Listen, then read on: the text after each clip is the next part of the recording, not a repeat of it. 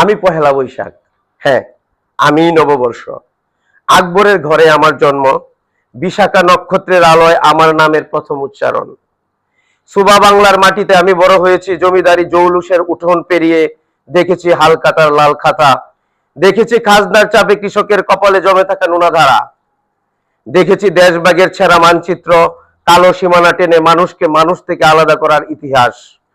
তবু আমি থামিনি, পূর্ব থেকে পশ্চিমে সাম্প্রদায়িকতার বেড়া জাল ছিঁড়ে আজও গাই জাগরণের গান।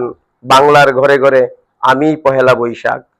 আমি জাগি বটের ছায়ায়, আমের মুকুলে, নদীর জলে, ধানের খেতে, রোদেলা হাওয়ায়, মায়ের আঁচলে, আলপনায় আঁকা কুমোর পাড়ায়, মাটির ভাঁজে ভাঁজে তরুণ তরুণীর বৈশাখী সাজে নতুন দিনের স্বপ্ন ছড়াই অনাগত শিশুর হাতছানিতে।